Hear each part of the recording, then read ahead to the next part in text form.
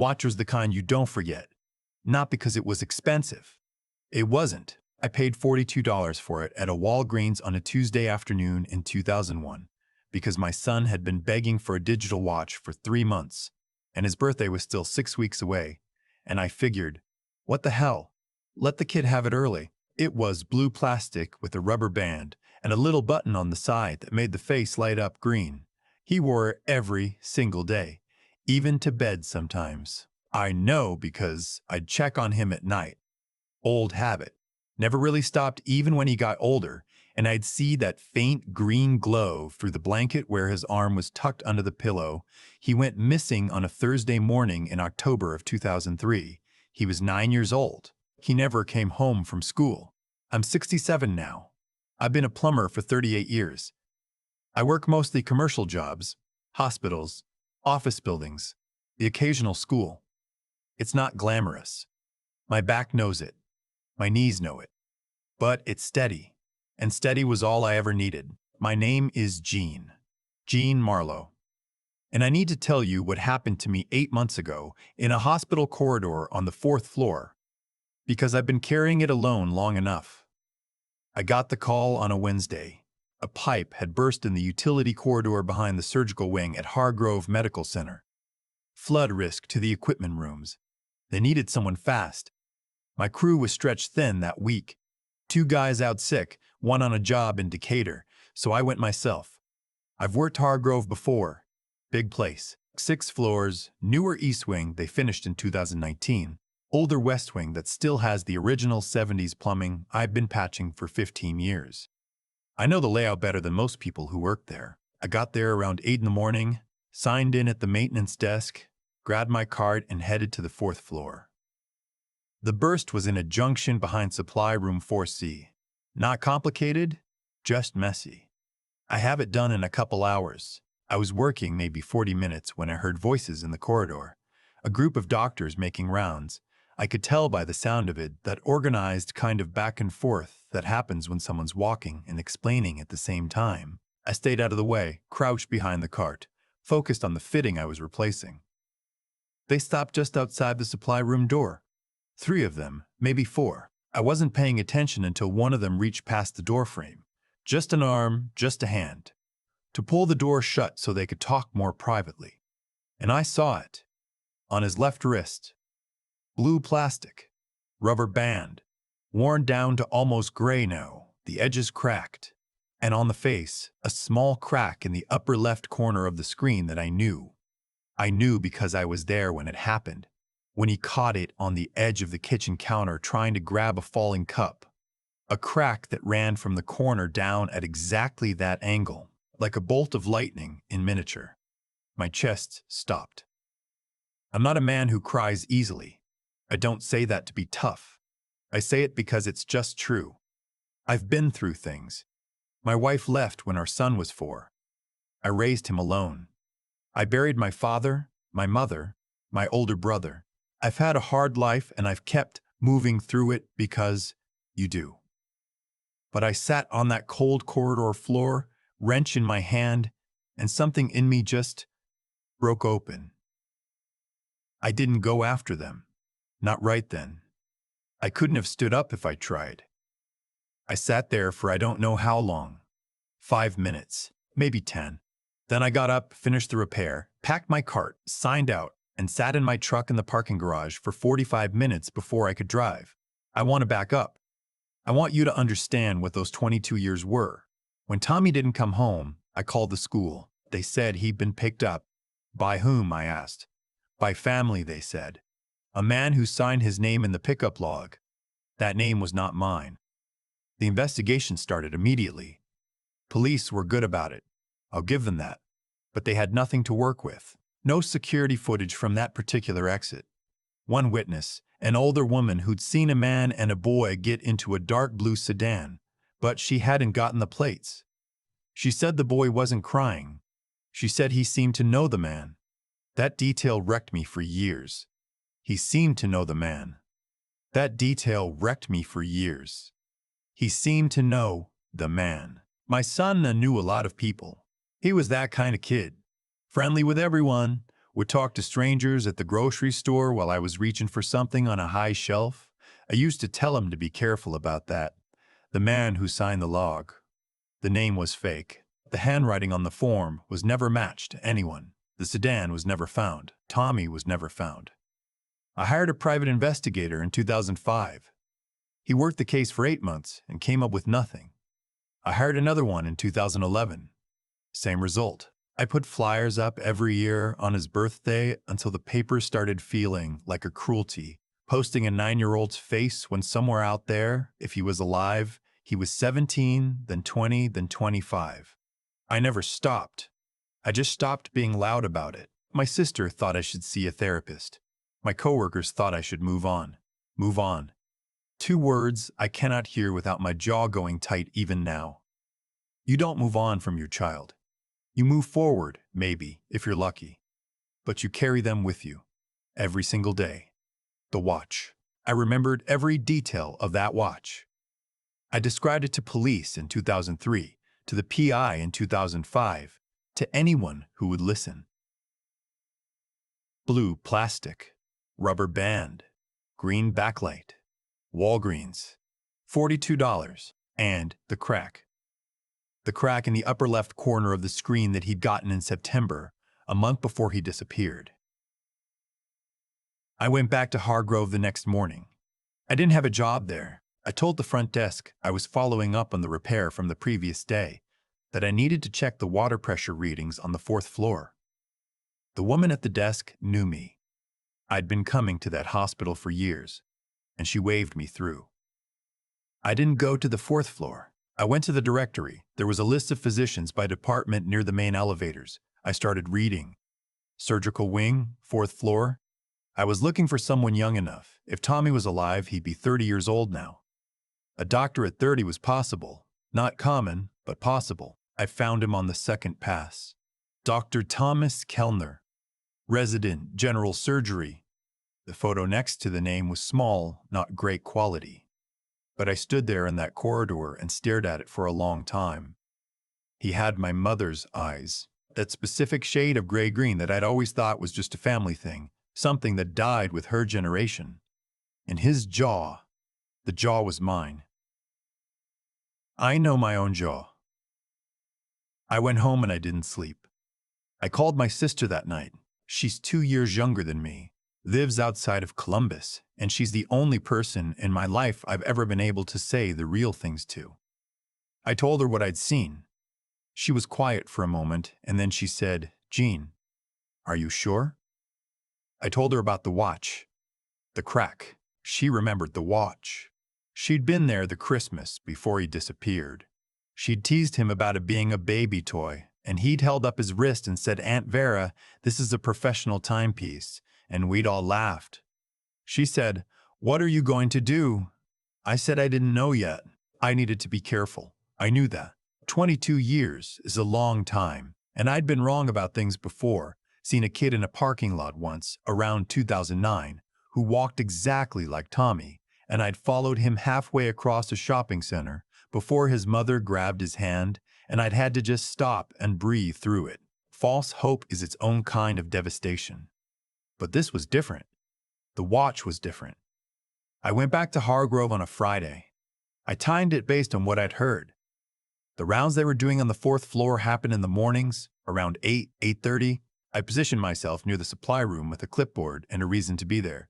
He came through at 8:15 with 2 other residents and an attending. I got a clear look this time. He was tall, 6 feet, maybe a little over. Sandy brown hair, cut short. He had a way of standing that I recognized before I could name it. Weight shifted to the right, one hand in his coat pocket, the other holding a chart. Tommy used to stand exactly like that. It's the kind of thing you don't notice about your own kid until it's gone and you're cataloging every memory you have. I didn't approach him. Not yet. What I did instead was go to the records room at the county clerk's office. I know how to use public records. Not well, but enough. I've done it before during the investigation years. You learn things when you're desperate. I looked for a Thomas or Tommy Kellner in the county system. The name came up in connection with an address in a town called Whitfield, about 40 minutes east of the city. Registered since 2019. Before that, a previous address in another county. Before that, nothing in this state. I paid $40 to a background check service online, the kind that pulls from multiple databases. What came back told me that Thomas Kellner had been born in Ohio in 1994. Parents listed as Richard and Carol Kellner. No siblings. My son was born in this city in 1994. October 14th. His name was Thomas Allen Marlow. I sat with that for 3 days. On the fourth day, my brother-in-law, Vera's husband, called me. He'd heard from Vera what was going on and he was worried about me. He's a good man, retired schoolteacher, patient. He said, "Gene, if this is who you think it is, you have to do this right. You can't just walk up to him." He was right. I called the county sheriff's department and asked to speak to someone about a cold case. I gave them the case number from 2003. I was transferred twice before I got to a detective, a woman named, and I told her what I'd seen. I told her about the watch. I told her about Thomas Kellner. She listened. She took notes. She said she couldn't make any promises, but she'd look into it. I didn't hear back for 11 days. 11 days is a long time when you've been waiting 22 years. I know that sounds like it should get easier. It doesn't. On the 12th day, she called me back. She said they'd run a preliminary check, and there were enough inconsistencies in Thomas Kellner's recorded history to warrant a deeper look. She said they were going to attempt to obtain a DNA sample for comparison against the profile they'd kept on file from 2003. I asked how long that would take. She said she couldn't say. I went back to work. What else do you do? 3 weeks later, on a Tuesday afternoon, I was in the middle of replacing a valve in a school basement when my phone rang. I don't usually answer during a job. I answered this one. It was the detective. She said the DNA results had come back. She said they were a match. I've tried to write this part several times, and I keep coming back to the same problem, which is that I don't have words for what happened inside me when she said that. I've heard people describe moments like that as surreal, or like the world stopped, or like they couldn't breathe. All of those are true, and none of them are enough. He was alive. My son was alive. He was 30 years old, and he was a surgical resident at Hargrove Medical Center, 40 minutes from where I'd raised him, and he'd been living under another name for 22 years. The detective explained what they'd found. They'd started pulling on the thread of his documented history, and the further back they went, the thinner it got. Richard and Carol Kellner existed, a real couple, but they'd never had a son.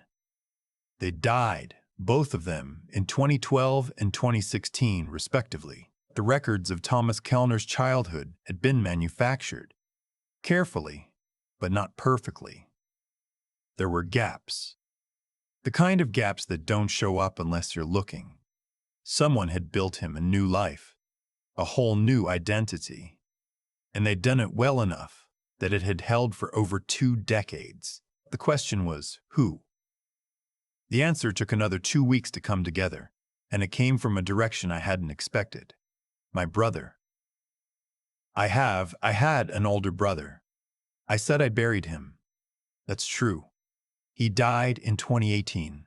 His name was Darnell, and for most of my life, I thought I knew him. We weren't close as adults. We'd had a falling out in the late 90s over money, over our mother's estate, over things I won't get into here because they're beside the point now. But I thought I knew him. What I didn't know was that Darnell had borrowed money from people he shouldn't have borrowed from. A lot of money. By 2001, he was in a bad place, and sometime in that period, he'd taken out a life insurance policy on me. I found out about this later, through the investigation. And the beneficiary, in the event of my death, was Darnell himself. I don't know exactly how he thought taking my son would accomplish anything. I've turned this over for months, and I still can't make the logic work cleanly. What the detective eventually pieced together was that Darnell had convinced someone, a woman he'd been involved with, who had connections and was willing to use them to help him, and that the original plan may have been different from what actually happened.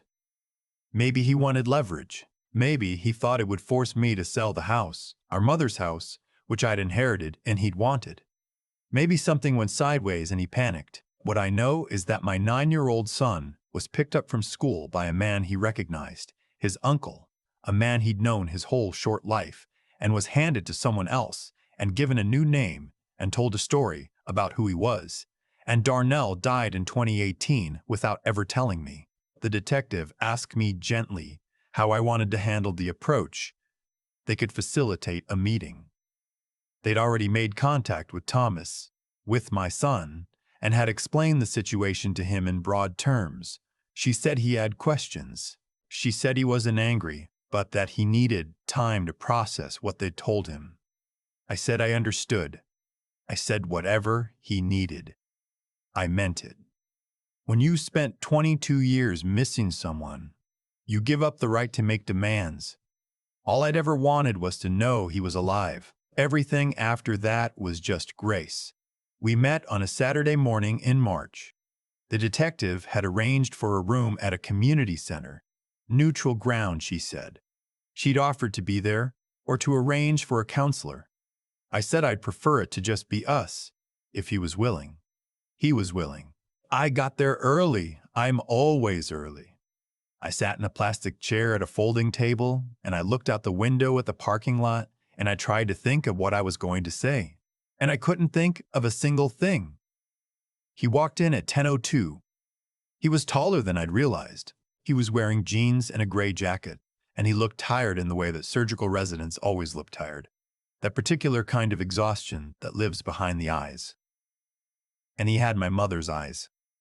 Up close, it was unmistakable. He sat down across from me. We looked at each other for a long moment. He said, "They told me your name, but I wanted to hear it from you." I said, "Gene Marlow. I'm your father." He nodded slowly. He looked down at his hands for a moment. Then he looked back up. He said, "I've had the watch since I was 9. I never took it off, not really. Even when the band wore out, I kept replacing it. I didn't know why. I just couldn't let it go. I couldn't speak." He reached across the table and turned his wrist up so I could see it. Blue plastic, rubber band, new, the 3rd or 4th replacement by now, and the crack in the upper left corner of the screen, still there, still running at that exact angle, like a bolt of lightning. I put my hand over his wrist, not grabbing, just covering it. He said, "I have a lot of questions." I said, "So do I. We've got time." That was 8 months ago. I won't pretend it's been simple. It hasn't. He grew up with a whole life, a whole history, a set of people he called his parents. People who are gone now, who may or may not have known the full truth of where he came from. He has grief I can't touch. He has a version of himself that was built without me in it, and no matter what happens now, that version is still real, still his. We talk on the phone twice a week, sometimes more. He came to my house for Thanksgiving, the first time I'd had anyone for Thanksgiving in probably 15 years, and we ate bad store-bought pie and watched the game and didn't talk about any of it for most of the day, which was exactly right. His name is still Thomas. He goes by Thomas. I don't call him Tommy anymore. He's not 9, he's 30, and Tommy is a name for a kid I lost. Not the man sitting across from me. But sometimes, late at night, I still think it. Just to myself. Tommy. My sister Vera cried for about an hour when I told her. Then she called him. They've met twice now. She says he laughs like me. I don't hear it myself, but she says it's there. As for Darnell, my brother, my blood, I've had to make a kind of peace with the fact that he's already gone. There's no trial coming. There's no confrontation, no accountability in the way I'd want it.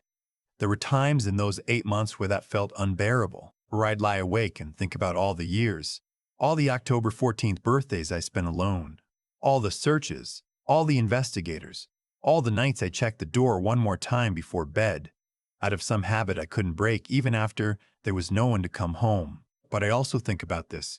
My son is alive. He's alive, and he is 30 years old, and he is good at his job, and he laughs like me, apparently, and he kept the watch.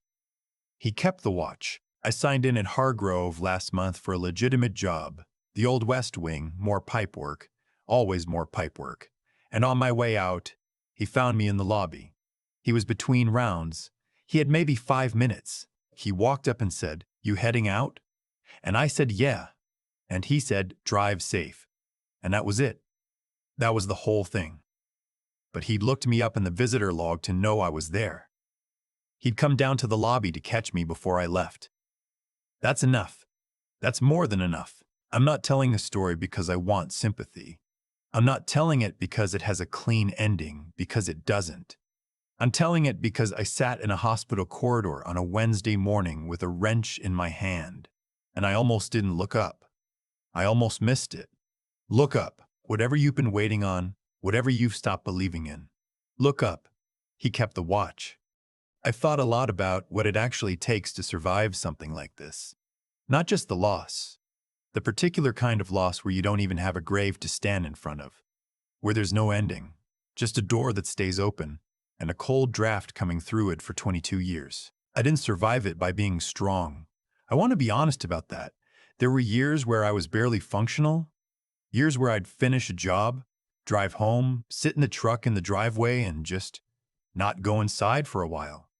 Not for any dramatic reason, just because the house was quiet in a way that had a specific weight to it. And sometimes I needed a few extra minutes before I could carry that weight again. What I learned, and I didn't learn it fast, I learned it the slow, grinding way you learn things when life doesn't give you a shortcut, is that persistence and integrity are not the same thing, but they depend on each other. You can persist through anything if you're just stubborn. Plenty of people do. But persistence without integrity turns into obsession, into bitterness, into the kind of person who makes everyone around them smaller. I watched that happen to men I knew. Men who got wronged and never let it go and never let anyone else forget it either. I chose something different. Not because I'm special. Because I watched what the alternative looked like and I didn't want it.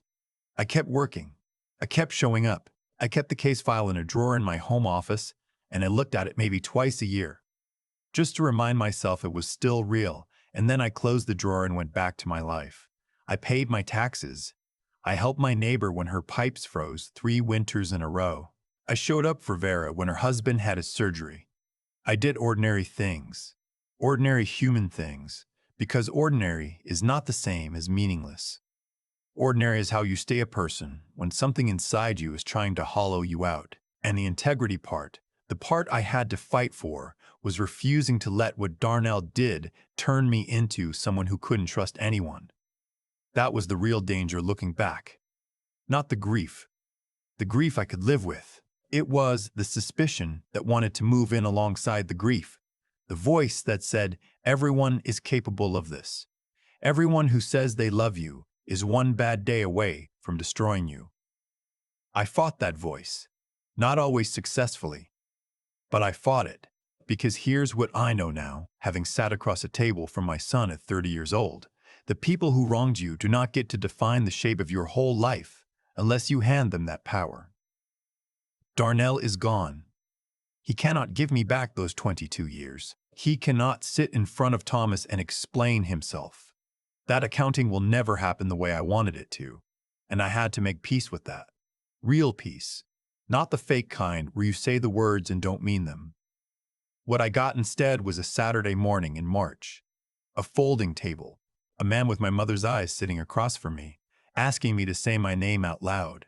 That's what integrity and persistence and stubbornness in the right direction look like when they finally pay off. Not a dramatic confrontation. Not justice handed down from somewhere above. Just a quiet room and 2 people with 22 years between them, deciding to start from where they are. Thomas kept the watch. All those years, through every address, every new chapter of a life built on someone else's lie, he kept it. He didn't know why. He just couldn't let it go. I think about that a lot. I think some part of him was holding on too, some part of both of us, reaching across all that distance, not even knowing what we were reaching for. That's enough of a reason to keep going. Whatever you're holding on to right now, keep going.